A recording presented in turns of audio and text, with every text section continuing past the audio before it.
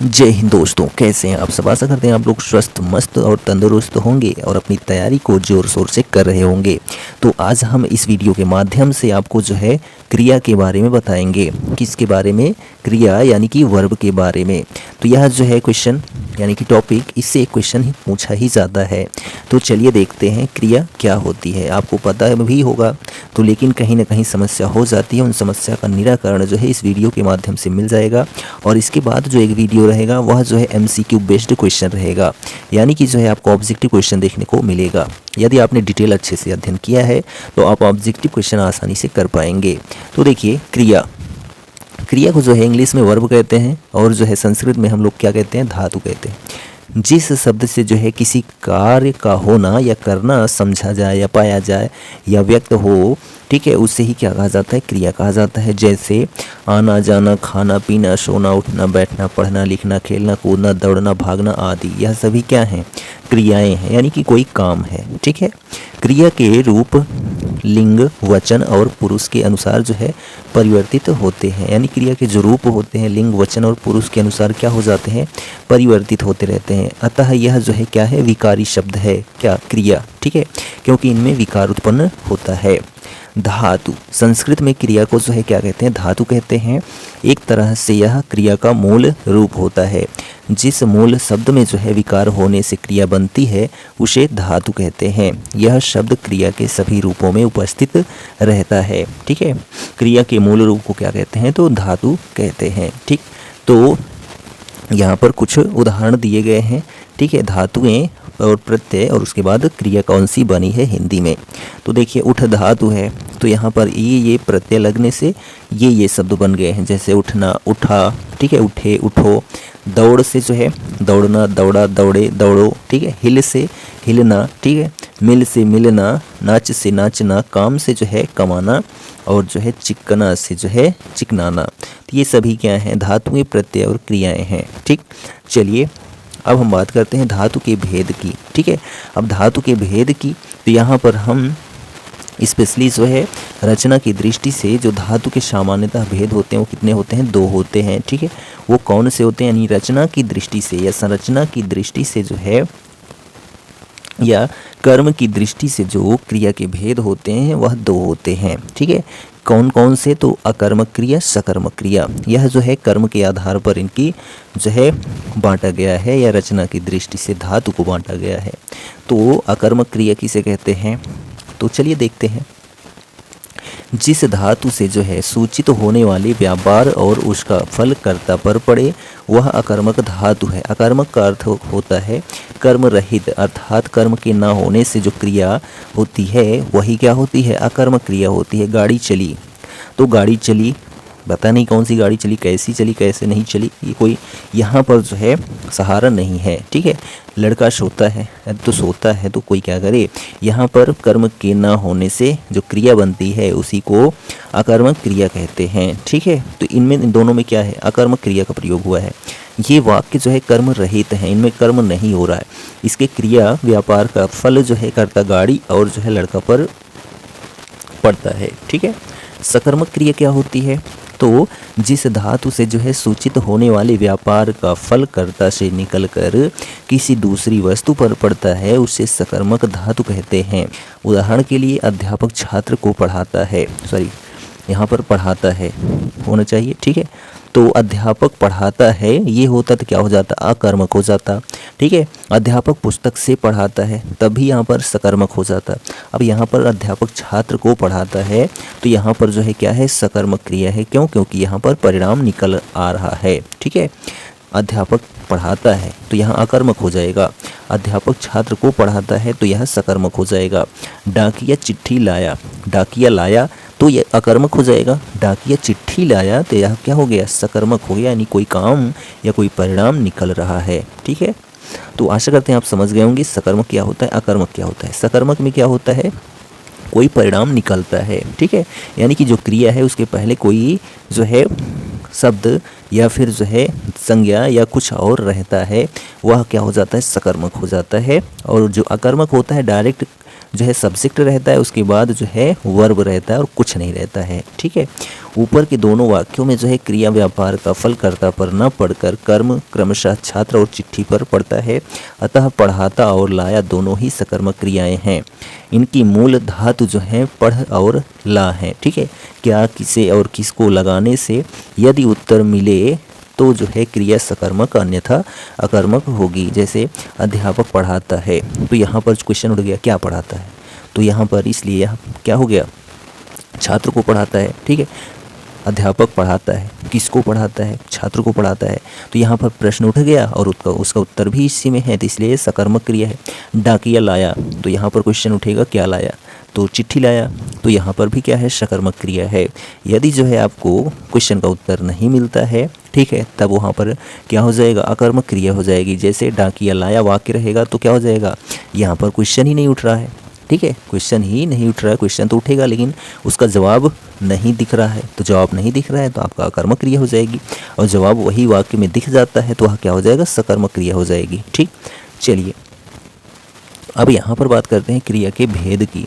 तो जो क्रिया की भेद हैं वह जो है वैयाकरणों ने क्रिया के कुल 5 भेद बताए हैं। ठीक है, और बताए हैं ये सभी भेद जो है वाक्य निर्माण में क्रिया का रूप निर्माण करते हैं। ठीक है, वह कौन कौन से हैं, तो सहायक क्रिया, ठीक है, पूर्वकालिक क्रिया, द्विकर्मक क्रिया, नाम बोध क्रिया और जो है संयुक्त क्रिया। ठीक है, चलिए तब यहाँ पर हम पहले पॉइंट की बात करते हैं, सहायक क्रिया। सहायक क्रिया जो है मुख्य क्रिया का जो है अर्थ स्पष्ट करती है।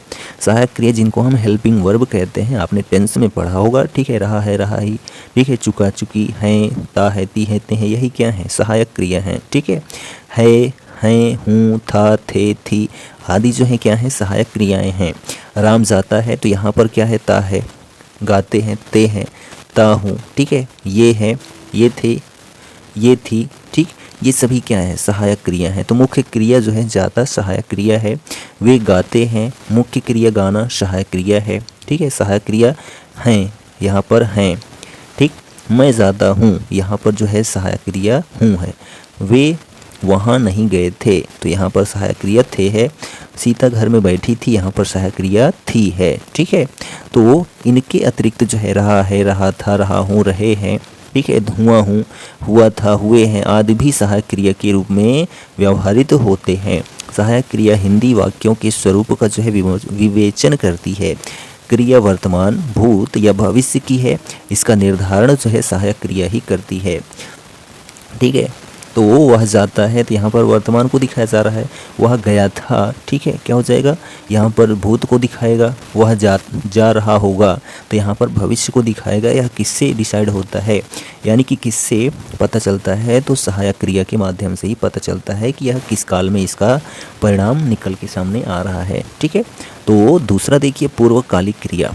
तो पूर्वकालिक क्रिया क्या होती है, वाक्य का कर्ता जब एक क्रिया पूरी करके तुरंत दूसरी क्रिया प्रारंभ कर देता है, उसी को जो है क्या कहते हैं, पूर्वकालिक क्रिया कहते हैं। पहली क्रिया को पूर्व क्रिया कहते हैं। ठीक, यानी कि एक काम चल रहा था, वह समाप्त हो गया, दूसरा तुरंत प्रारंभ हो गया, तो वहाँ पर जो है जो पहली क्रिया होगी वह क्या होगी, पूर्वकालिक क्रिया होगी। जैसे उदाहरण आप यहाँ पर देख सकते हैं, वह पढ़कर चला गया, तो यहाँ पर गया कब, पहले पढ़ लिया तब गया ना, तो इसलिए यहाँ पूर्वकालिक क्रिया है। तो यहाँ पर आप देखेंगे वर्ब के साथ कर लगा रहेगा, ठीक है, या के लगा रहेगा, तो जान लेना यहाँ पर पूर्वकालिक क्रिया है। राम मोहन को मारकर भाग गया, भागा कब, पहले मारा। ठीक है, कार्य पूरा करके आना, तो आना कब, पूरा करके। ठीक है, पानी भर के लाना, लाना कब, जब पानी भर लेना तब। ठीक है, अनाज उठा के रख देना, रख देना कब, जब अनाज को उठा लेना। ठीक है, यानी अनाज उठ जाएगा तभी तो रखोगे, तो यहाँ पर जो है इन सभी में पूर्वकालिक क्रिया का प्रयोग हुआ है। ठीक, चलिए तीसरा देखिए द्विकर्मक क्रिया। जिस वाक्य में दो दो कर्म होते हों उस क्रिया को जो है द्विकर्मक क्रिया कहते हैं। दो दो काम साथ में होते हों, देखते हैं कैसे। तो वह कुत्ते को डंडे से मारता है, तो यहाँ पर क्या है, कुत्ता और डंडा दो कर्म, अतः मारना जो है द्विकर्मक क्रिया होगी। कुत्ते और डंडे, ठीक है, कुत्ता और डंडा का प्रयोग हुआ है यहाँ पर देखिए, और इसमें जो है मारना प्रयोग हुआ है, इसलिए यहाँ द्विकर्मक क्रिया होगी। राधा अपनी बहन को जो है पुस्तक देती है, तो यहाँ पर जो है जो बहन है और पुस्तक है, काम कौन सा हो रहा है, देने का हो रहा है, तो यहाँ पर भी द्विकर्मक क्रिया होगी। व्यापारी ग्राहक को कपड़े दिखाता है, तो यहाँ पर जो ग्राहक है और जो है जो कपड़ा है, ठीक है, इसमें दिखाने का काम हो रहा है, तो यहाँ पर भी द्विकर्मक क्रिया होगी। ठीक, चलिए नेक्स्ट हमारा पॉइंट आता है, चौथा है नाम बोधक क्रिया। जो क्रिया संज्ञा अथवा विशेषण शब्दों से संयुक्त होकर बनती है उसे नाम बोधक क्रिया कहते हैं। उदाहरण देखिए, नाम बोधक क्रिया आप समझ गए, जो क्रिया संज्ञा अथवा विशेषण शब्दों से संयुक्त होकर बनती है, ठीक है। खून खौलना, ठीक है, संज्ञा संयोग, भीरू होना, ठीक है, यहाँ पर विशेषण संयोग है। लाठी मारना संज्ञा संयोग है, ठीक है, और दुबला होना विशेषण संयोग है, ठीक है। चलिए, तो ऊपर के उदाहरणों से स्पष्ट है कि संज्ञा व विशेषण के साथ मिलने वाली जो क्रियाएं होती हैं नाम बोधक क्रियाएं होती हैं। नाम बोधक क्रिया में जो है क्रिया संज्ञा अथवा विशेषण के साथ संयुक्त होकर आती है। ठीक, संयुक्त क्रिया जो पांचवी क्रिया है, क्रिया के भेद के अंतर्गत संयुक्त क्रिया है। दो क्रियाओं का मेल जो है संयुक्त क्रिया कहलाता है। इसके कुल कितने भेद हैं, तो 11 भेद हैं, जो इस प्रकार हैं या निम्न प्रकार हैं। ठीक है, तो यहाँ पर देखिए आरंभ बोधक जो संयुक्त क्रिया है, इसमें क्या है, जिस संयुक्त क्रिया से क्रिया के आरंभ होने का बोध होता है, ठीक है, वही आरंभ बोधक संयुक्त क्रिया होती है। वह जाने लगा, वह, ठीक है, खाने लगा, रमा रोने लगी, वह पढ़ने लगा, तुम उठने लगे, इन सभी में क्या है, आरंभ बोधक संयुक्त क्रिया है। ठीक, चलिए दूसरा देखिए समाप्ति बोधक। इसमें क्या होगा, कोई भी चीज़ होगी समाप्त तो हो चुका होगा। राम खाना खा चुका, ठीक है, वह घर जा चुका, मोहन किताब पढ़ चुका, सीता भोजन बना चुकी, इन सभी में क्या है, समाप्ति बोधक संयुक्त क्रिया है। अवकाश बोधक, यहाँ पर जो है वह सामान लाने गया पर ला न सका, वह बाद में दौड़ने गया, दौड़ न पाया। तो यहाँ पर क्या देखा गया कि जिससे क्रिया को जो है क्या किया जाए, निष्पन्न करने के लिए अवकाश का बोध हो। वह सामान लाने गया, ठीक है, ये तो पूर्ण हो गया, पर ला ना सका, यानी काम करने तो गया था लेकिन काम नहीं कर पाया, तो यहाँ पर अवकाश बोधक संयुक्त क्रिया का प्रयोग हुआ है। नेक्स्ट है अनुमति बोधक संयुक्त क्रिया। इसमें क्या है, उसे दौड़ने दो, ठीक है, बच्चों को सुला दो, मुझे खाने दो, खाने को जो है पकने दो, इन सभी में क्या है, अनुमति ली जा रही है या दी जा रही है। ठीक है, नेक्स्ट देखिए नित्यता बोधक, जिससे कार्य की नित्यता उसके बंद न होने का भाव प्रकट होता हो।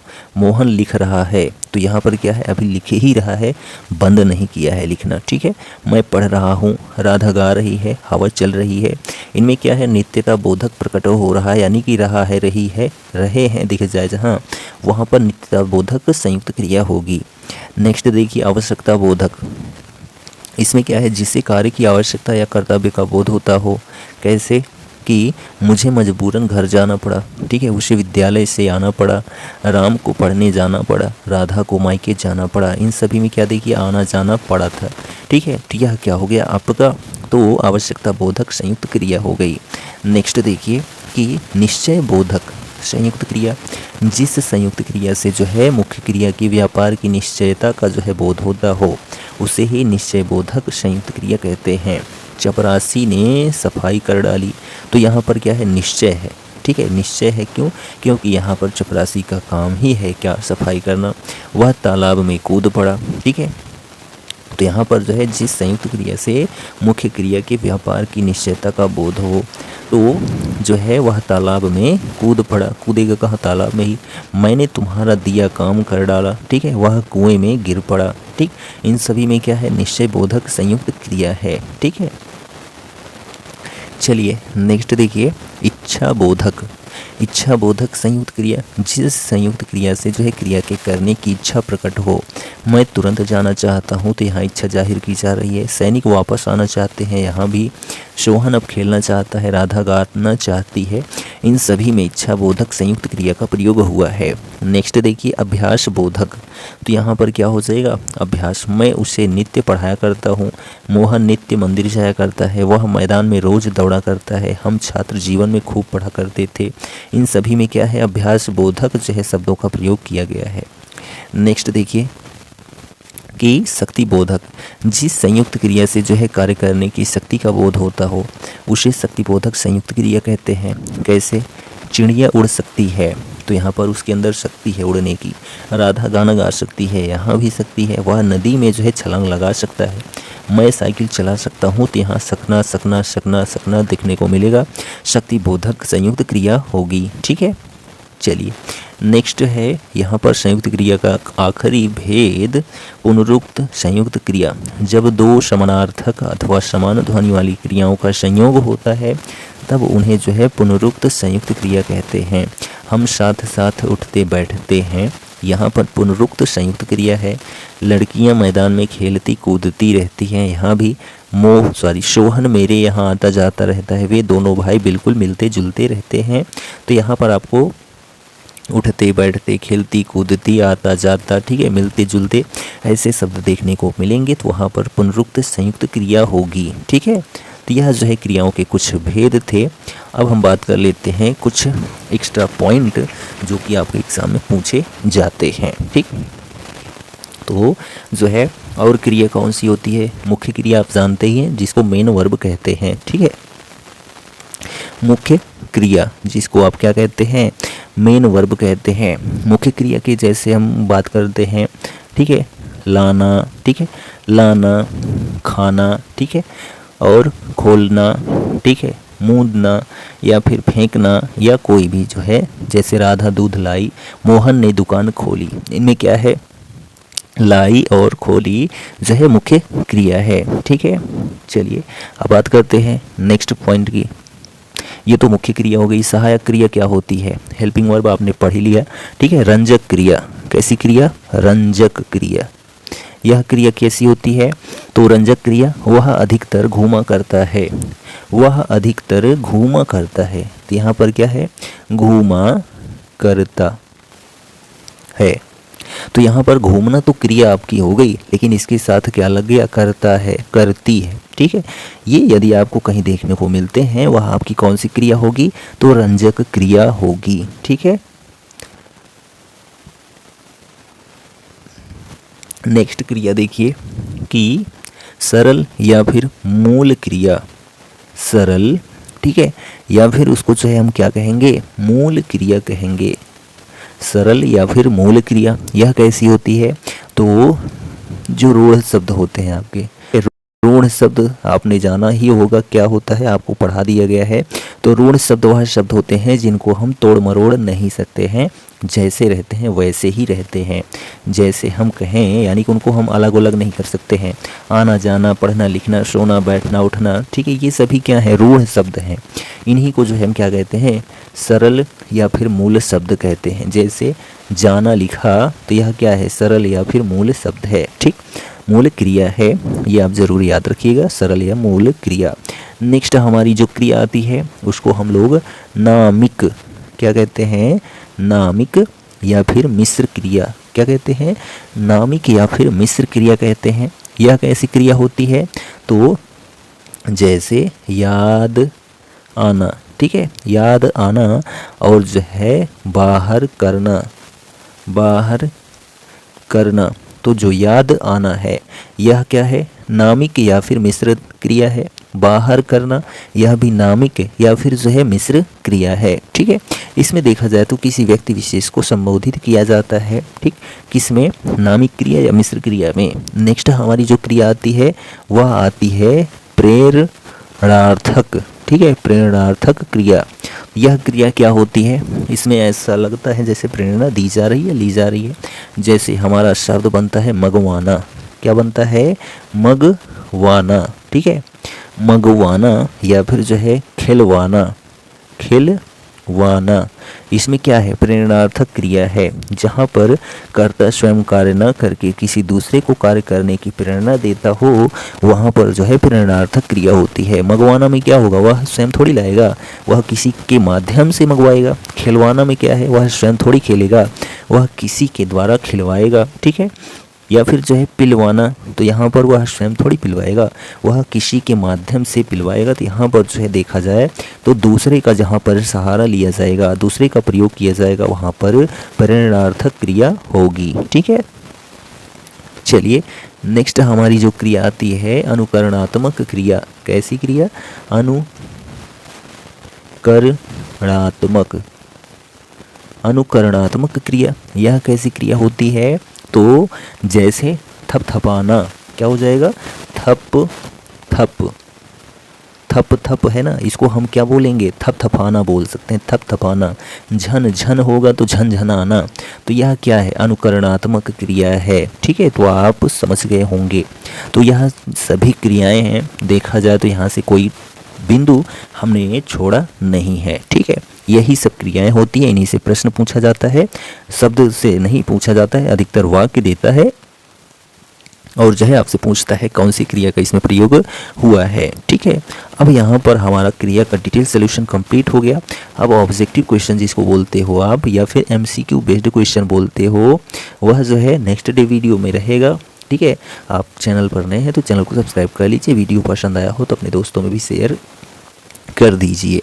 मिलते हैं हम नेक्स्ट वीडियो में, तब तक के लिए जय हिंद।